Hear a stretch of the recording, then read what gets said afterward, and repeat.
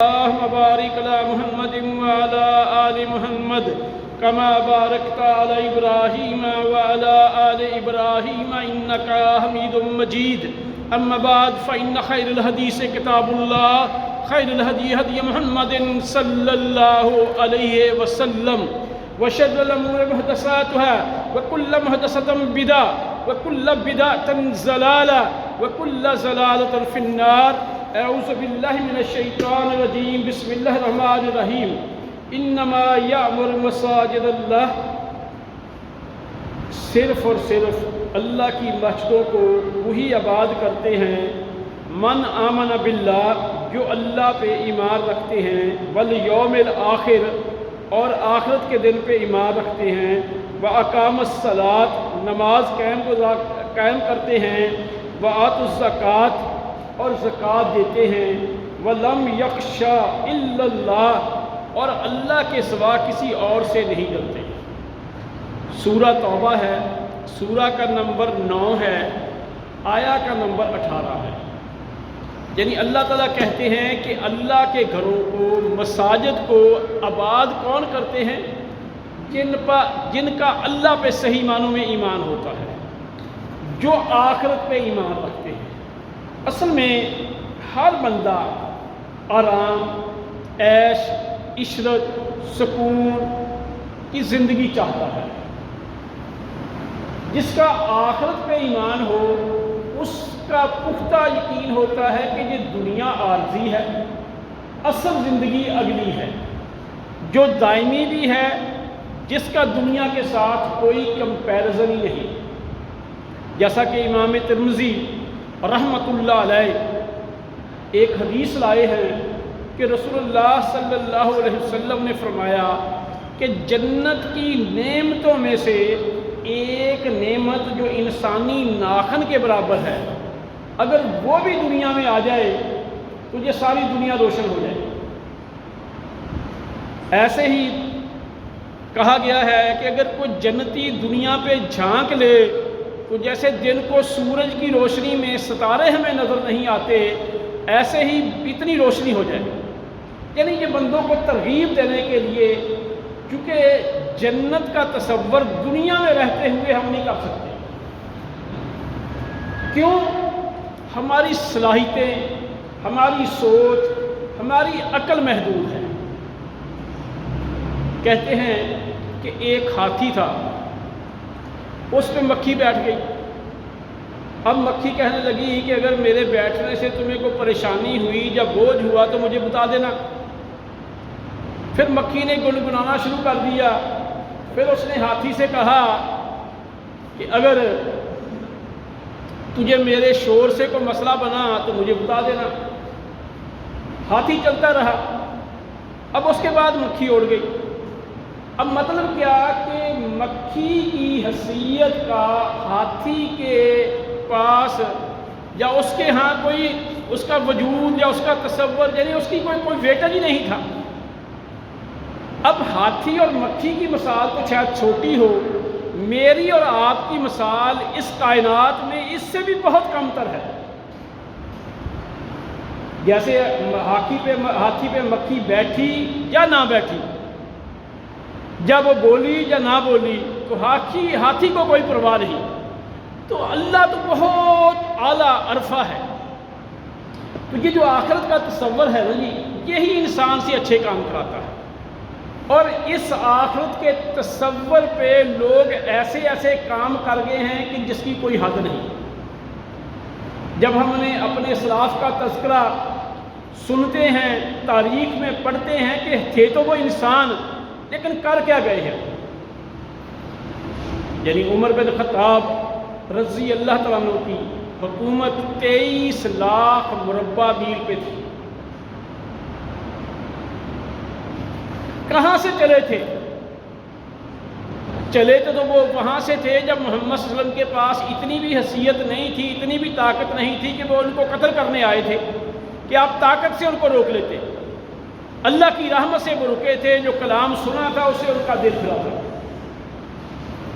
لیکن آپ کے ساتھ چلے تو اتنی بڑی حکومت چھوڑ کے گئے اور اس طرح کی اصطلاحات کر گئے جو آج تک بہت سارے ممالک میں قائم اور دائم ہیں، وہ ان کو فالو کر رہے ہیں۔ کیوں؟ ان کا آخرت پہ ایمان تھا۔ اسی لیے صحابہ کرام رضوان اللہ مجمعین جب خندق کھود رہے تھے وہ کہتے تھے لا عیشہ، نہیں ہے کوئی عیش الا الآخرہ، یعنی اللہ آخرت کی عیش کے علاوہ دنیا کی عیش کچھ بھی نہیں۔ ایک بندہ ہے، بڑی اللہ اس کو جوانی دیتے ہیں، بڑا اس کا مال دیتے ہیں، حکومت دے دیتے ہیں، جہاں وہ شادی چاہتا ہے وہ بھی کر دیتے ہیں۔ اب جوانی گزر جاتی ہے، بڑھاپا آ جاتا ہے، پیسے بھی ہیں، دنیا کی نعمتیں بھی ہیں، لیکن گھٹنے کام نہیں کرتے، پھر وہ چل نہیں سکتا، یعنی دنیا تو ہے ہی یہ ہے۔ تو اب اللہ تعالیٰ کہتے ہیں کہ اللہ کی مساجد کو کون عبادت کرتے ہیں؟ جن کا اللہ پہ صحیح معنوں میں ایمان ہے۔ دوسری بات کیا کہی گئی؟ جن کا آخرت پہ ایمان ہے۔ تیسری بات کیا کہی گئی؟ کہ وہ نماز قائم کرتے ہیں۔ چوتھی بات کیا کہی گئی؟ کہ وہ زکوٰۃ دیتے ہیں۔ پانچویں بات کیا کہی؟ کہ اللہ کے سوا کسی اور کا ان کو ڈر نہیں ہوتا، ان کا بھروسہ بھی اللہ پہ ہوتا ہے۔ اب اس کی بڑی مثالیں ہیں، بڑے ثبوت ہیں اسلامی تاریخ میں۔ امام الانبیاء حضرت محمد الرسول اللہ صلی اللہ علیہ وسلم درخت کے نیچے لیٹے ہوئے ہیں، آپ کی تلوار یہودی نے اٹھا لی، درخت کے ساتھ جو لٹک رہی تھی، کہنے لگا کہ وہ محمد صلی اللہ علیہ وسلم تمہیں کون ہے جو میرے ہاتھ سے آج بچائے؟ تو ہمارے جیسا ہوتا ہے جی آپ ہی ہیں جی، یا کوئی کہتا ہے جی فلاں جی مجھے معاف کر دو جی۔ آپ نے کہا کہ میرا اللہ، یہ کہنے سے ہی اللہ کی طرف سے اس پہ اتنا روب طاری ہوا، جو اللہ کی مدد آئی، اس کے ہاتھ سے تلوار گر گئی اور محمد صلی اللہ علیہ وسلم نے تلوار اٹھا لی۔ یعنی اللہ کے سوا جو اللہ والے ہوتے ہیں انہیں پتہ ہے کہ اللہ سب کچھ کر سکتا ہے۔ اب یہ بات ہے میرے بھائی کہ مساجد کی، لیکن مساجد کی آباد کاری میں کیا ہے؟ نمازوں کے لیے آنا، مساجد کا خیال رکھنا، تعمیر میں حصہ ڈالنا، صفائی میں، دیگر جو مسجد کے امور ہوں، بندوبست ہوں، جیسے گھروں میں کبھی پانی والی ٹوٹی خراب ہے، کبھی کوئی بجلی کا سوئچ خراب ہے، کبھی کوئی سیور میں کوئی چیز پھنس گئی ہے، کبھی کوئی اور مسئلہ بن گیا، کبھی چھت ٹپکنے لگ گئی ہے، کبھی کوئی پائپ بند ہو گیا ہے، تو میرے بھائی بعین ہی ان مساجد کے بھی کام ہوتے ہیں۔ یہ ایک دفعہ نہیں کہ آپ نے بنا دی بس آپ آٹومیشن پہ ہیں، لیکن میں بھی اپنے گریبان میں جھانکتا ہوں، آپ بھی جھانکیں کہ ہمارا حصہ کتنا ہے اس میں۔ سوچیں، اور ہم سوچتے ہی نہیں، باقی کاموں کے لیے ہم قرضے اٹھا کے، تنگ ہو کے، مزدوریاں کر کے کام کرتے ہیں، لیکن اللہ کے گھر کے لیے ہم کیا کرتے ہیں؟ امام الانبیاء حضرت محمد الرسول اللہ صلی اللہ علیہ وسلم مسجد کی قباء کی تعمیر کے اندر صحابہ کے ساتھ خود مزدوری کر رہے ہیں۔ کون؟ محمد الرسول صلی اللہ علیہ وسلم۔ کیا آپ اللہ کے لاڈلے نہیں تھے؟ آپ اللہ کے پیارے نہیں تھے؟ اللہ کو آپ سے محبت نہیں تھی؟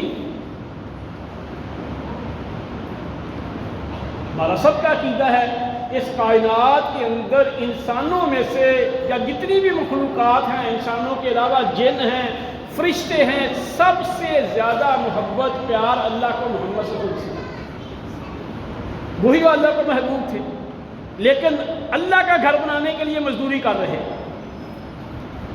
اچھا، اب ہمارے ہاں کیا ہے ان کاموں میں؟ پھر کیا ہوتا ہے کہ ہمارے اپنے بچے، ہم خود ایک جعلی سٹیٹس کے کو اختیار کر لیتے ہیں جس کا اسلام کے ساتھ کوئی تعلق ہی نہیں، اور ہم اپنے ہی جو ہے نا قاعدے قوانین بنا دیتے ہیں۔ لیکن امام الانبیاء حضرت محمد الرسول اللہ صلی اللہ علیہ وسلم نے آج سے صدیوں پہلے جو قاعدے اور قوانین بنائے ہیں، ذرا دیکھیں ان پہ۔ سب سے پہلے جنگی قوانین کہ دوران جنگ درختوں کو نہیں کاٹنا، دوران جنگ جو ہے نا املاک کو نقصان نہیں پہنچانا، دوران جنگ خواتین کو کچھ نہیں کہنا، بچوں کو کچھ نہیں کہنا، بوڑھوں کو کچھ نہیں کہنا، جو آپ پہ ہتھیار نہ اٹھائے اس نے کچھ نہیں کہنا۔ لیکن ہم بڑے مسلمان ہیں، ریاست مدینہ کے دعوے دار ہیں، چوک میں ایک بندہ جا رہا ہے، جلوس کے پاس سے گزرا، ہم اس کی گاڑی کو آگے لگا دیتے ہیں، دعویٰ ہمارا ہے وہ ہے ایک گورنمنٹ کی جگہ ہے، کسی اور کی جگہ ہے، اسے آگ لگا دیتے ہیں۔ یعنی کہ ہمارے اپنے جذبات، اور امام الانبیاء حضرت محمد الرسول نے کیا فرمایا کہ بندہ نے اس سے بہتر گھونٹ کبھی نہیں پیا جو اسے غصہ آ جائے، غصے کا گھونٹ پی جائے اللہ کی رضا کے لیے۔ اور دیکھیں ہم صحابہ کو ویسے نہیں کہتے کہ کامل مومن تھے، ان کو یہ مقام ویسے نہیں ملا۔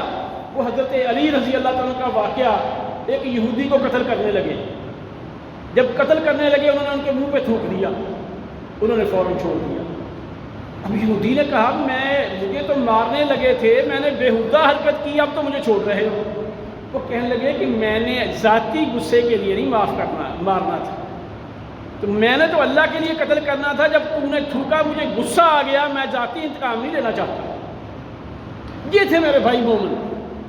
اور امام الانبیاء حضرت محمد الرسول نے فرمایا کہ پہلوان وہ نہیں ہے جو غصے کو پی جانا، جو کسی کو گرا دے، جو کسی کو بچھاڑ دے، جو دوسروں کو نیچا دکھا دے۔ آپ نے فرمایا پہلوان وہ ہے جو غصے کو پی جائے۔ اور اس طرح کی ایک نہیں بہت ساری روایات ہیں۔ اور ایجوکیشن کے اندر، تعلیم کے اندر کافر بھی مانتے ہیں، دنیا کے جتنے بھی ایجوکیشنسٹ ہیں، ماہرین تعلیم ہیں، وہ مانتے ہیں کہ تعلیم کا سب سے بڑا مقصد برداشت ہے۔ کیا ہے؟ برداشت۔ اور اس موقع پہ حکمت سے کام لینا، دانائی سے کام لینا۔ لیکن آج ہمارے ہاں کیا ہے وہ آپ کے سامنے۔ تو میرے بھائی ہم جذبات کی دنیا میں رہتے ہیں، جذباتی قوم ہیں۔ جیسی ہم پنجابی فلمیں دیکھتے رہے ہیں، اسی طرح کے اگر کوئی ڈائیلاگ بولے ہم کہتے ہیں یہ پتہ نہیں کیا ہے۔ اور انقلاب گلے کے زور پہ نہیں آتا میرے بھائی، انقلاب کو سویٹ ڈش نہیں، یہ اگر گلے کے زور پہ یا تقریروں سے آتا تو ہمارے کو مقررین کم نہیں تھے جو اسٹیج پہ بڑی اونچی اونچی تقریریں کرتے ہیں، پھر ایک گولیوں کا پھکا کھا کے جا کے بیڈ پہ سو جاتے ہیں۔ انقلاب جو ہے یہ سوچنے سے، پلاننگوں سے، محنت سے، لانگ ٹرم تھنکنگ سے آتے ہیں۔ جی ہے ہی، اور یہ وہ لوگ لا سکتے ہیں جن کے آگے مقاصد ہوں، جو خواہشات کو ترجیح دیں، جو ذاتی انا کو ترجیح دیں، وہ یہ کام نہیں کر سکتے۔ اور جو مقاصد کو ترجیح دیتے ہیں پھر وہ ادھر ادھر سے باتیں کرنے والوں کے جواب دینے میں ٹائم ویسٹ نہیں کرتے، ٹائم ضائع نہیں کرتے، وہ اپنے مشن کی خاطر لگے رہتے ہیں۔ ایک بات تو میرے بھائی میں نے آپ کے سامنے یہ رکھنی تھی کہ اب رہی بات کہ یہ موجودہ حالات آپ کہیں کہ یہ باتیں کہیں آپ نے صحیح ہیں، تو آج تو ہماری یونیورسٹیاں بہت بڑی بڑی ہیں، ہمارے لوگ آکسفورڈ سے، بڑے بڑے اداروں سے فارغ ہو کے آئے ہوئے ہیں، تو پھر اصل میں ہمارے قول و فعل میں تضاد ہے۔ اور یہ میں نہیں کہتا، مسند احمد میں یہ حدیث ہے کہ محمد الرسول صلی اللہ علیہ وسلم نے فرمایا یہ جو میری امت ہے نا، ان میں جو منافق ہوں گے نا، ان منافقوں کی اکثریت پڑھے لکھے لوگوں میں سے ہوگی، ان پڑھ لوگوں میں سے نہیں ہوگی، دیسی لوگوں سے نہیں ہوگی۔ اب کچہریوں میں کیا ہوتا ہے آپ بتا کے دیکھ لیں تو کیا چلتا ہے آپ کے سامنے؟ ٹی وی کے جو ٹاک شو ہیں وہاں پہ کیا ہوتا ہے؟ حالانکہ بات کیا ہے؟ بات حقی کہنی چاہیے وہ اپنے خلاف آئے، بات حقی کہنی چاہیے وہ اپنی ذات کے خلاف ہو۔ اسلام نے عدل کا کہا ہے، عدل کا۔ اچھا، یہ جو ہمارے ہاں عدل کا مطلب کیا ہے کہ جو کسی کا مقام ہے، جو کسی کی حیثیت ہے، وہ اسی کو وہی حیثیت دو۔ لیکن آج میرے بھائی جدھر چلے جائیں یہی بات ہے، اور اسی بنا پہ ہم اللہ معاف کرے ذلیل و خوار ہو رہے ہیں۔ اور جو صحیح مسلمان ہو، ایک سادہ بندہ ہے، وہ سیدھی سیدھی بات کرتا ہے، کسی کو دھوکہ نہیں دیتا، کسی کے ساتھ فریب نہیں کرتا، بیچارہ بڑی سادگی والی زندگی گزارتا ہے، دن رات محنت کرتا ہے، اسے کوئی ویلیو نہیں کرتی، تو نکھٹو سا ہے، لیکن اللہ کے ہاں اس کا مقام بڑا ہے، وہ آخرت کے لحاظ سے بڑا کامیاب ہے، وہ آپ سے زیادہ اللہ کے گھر میں پہلے بیٹھا ہوتا ہے۔ وہ مسجد کا خادم رات کہنے لگا کہ یہ آج میں بڑا تھکا ہوا ہوں، مجھے الارم لگا دو۔ لگانا نہیں آتا مجھے، تھوڑا سا سادہ ہے۔ میں نے کہا کہ 3:33 پہ اذان ہونی ہے، 3:20 کا لگا دیتا ہوں۔ میں نے کہا 3 بجے کا لگا۔ ابھی کیا بات، کہتا نہیں کچھ 2-4 نفلی بندہ پڑھ لیتا ہے نا۔ اب وہ جو تھکا ہوا مزدور ہے وہ کہتا ہے کہ مجھے الارم پہلے کا لگا کے دو، میں نے نفل پڑھنے ہیں۔ تو میرے جیسا پروفیسر کہتا ہے آج میں تو شادی پہ گیا ہوا تھا، لیٹ سویا ہوں، تو آج جو ہے نا لیٹ ہی اٹھتے ہیں۔ اب مجھے کہیں گے کہ جی بڑا معزز بندہ ہے، پڑھا لکھا ہے، اللہ کو تو وہ زیادہ یاد کر رہا ہے۔ تو میرے بھائی باتیں بڑی ہیں، لیکن ایک بات جو میں نے جب یہ روایت پڑھی مسند احمد کی تو مجھے واقعی حیرانگی ہوئی کہ جی جو اللہ کے رسول نے صدیوں پہلے فرمایا، جب ہم اپنی یونیورسٹیوں میں کالجوں میں نگاہ ڈالتے ہیں، بڑے بڑے عہدوں پہ لوگ بیٹھے ہوئے یہ کم سوچتے ہیں کہ میں اس قوم کی طرف سے ایک عہدے پہ نامزد کیا گیا ہوں، میں نے قوم کو کچھ دینا ہے، وہ یہ زیادہ سوچتے ہیں اس عہدے سے میں نے فائدہ کیسے اٹھانا ہے، میں نے برقرار کیسے رہنا ہے، دوسرا بندہ آنا چاہتا ہے اس کا توڑ کیسے کرنا ہے، وہ کہتا ہے میں نے اس کو اتار کے یہ خود کیسے لینا ہے۔ یونیورسٹیوں میں کالجوں میں بڑی بڑی پوسٹوں پہ بڑے بڑے دماغ، ان کی انرجی 70% سے زیادہ اس کام پہ لگ رہی ہے، اللہ ماشاء اللہ کو ایک آدھ بندہ۔ حالانکہ ہماری قوم کے اندر سچی بات ہے کہ اگر خرابیاں بھی ہیں نا، ان کو اگر صحیح گائیڈ کیا جائے، ان میں اچھے لوگ بھی بہت ہیں، یعنی اچھے لوگ بھی بہت ہیں، یعنی اصلاح والے اور ہر معاشرے میں ہیں، اگر انہیں کچھ نظر آئے۔ یعنی پوری دنیا کے اندر نیکی کے کاموں میں، خیرات کے کاموں میں، فلاحی کاموں میں حصہ ڈالنے میں پاکستانی قوم سب سے آگے ہے۔ دیکھیں نا آپ کے ملک کے اندر کتنے مدارس ہیں، کتنی مساجد ہیں، گورنمنٹ کا اس پہ عمل دخل کیا ہے؟ گورنمنٹ نے جو سہولتیں دی تھی وہ بھی واپس لے رہی ہے۔ شاید آپ کے علم میں نہ ہو، کیونکہ میں اللہ نے توفیق دی کہ مسجدیں بنائی ہیں۔ ایک وقت تھا میرے والد صاحب بھی بابدہ میں تھے، میں نے باقاعدہ نوٹیفکیشن دے رکھا تھا کہ مسجد کو اگر کوئی میٹر مسجد کا فری لگتا تھا، اگر اس کے ڈیمانڈ نوٹس میں ایسٹیمیٹ میں اگر کھمبا بھی لگتا تھا وہ بھی فری ہوتا تھا، یعنی کھمبا بھی ہوتا تھا وہ بھی فری ہوتا تھا، یہ باقاعدہ ہوتا رہا ہے، ہم لگواتے رہے ہیں۔ اب صورتحال کیا ہے کہ مسجد کا نیا میٹر لگوانے جائیں، وہ کہتے ہیں ٹرانسفارمر اپنا رکھوائیں، مسجد بڑی چیز ہے، یعنی پیسے بھی کھود دیں۔ اور آپ کے سامنے کتنے کتنے بل ہیں مساجد کے، کیا گورنمنٹ تعاون کرتی ہے؟ یہ پاکستانی قوم ہی ہے میرے خیال میں۔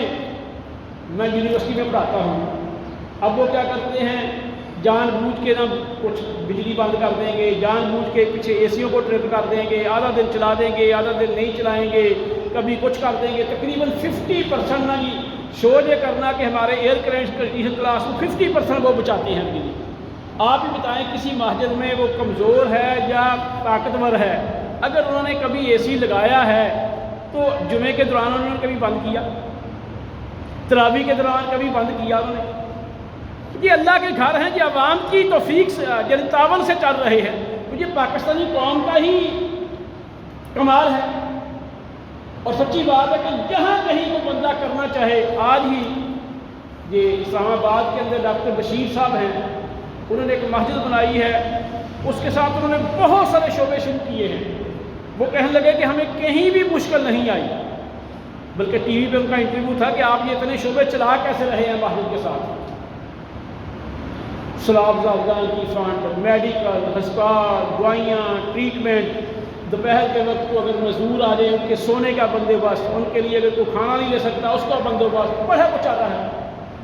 یعنی آپ کرنے والے تو ہوں، آپ کو اختلاف رائے ہو سکتا ہے یہ جو ہمارے ہاں لنگر کھانے چل رہے ہیں وہ کیسے چل رہے ہیں، ان میں بھی مٹن ہوتا ہے، حالانکہ ہم گھر جو ہے نا اکثر مٹن نہیں کھا سکتے، یہ پاکستانی قوم کے تعاون سے ہی ہے۔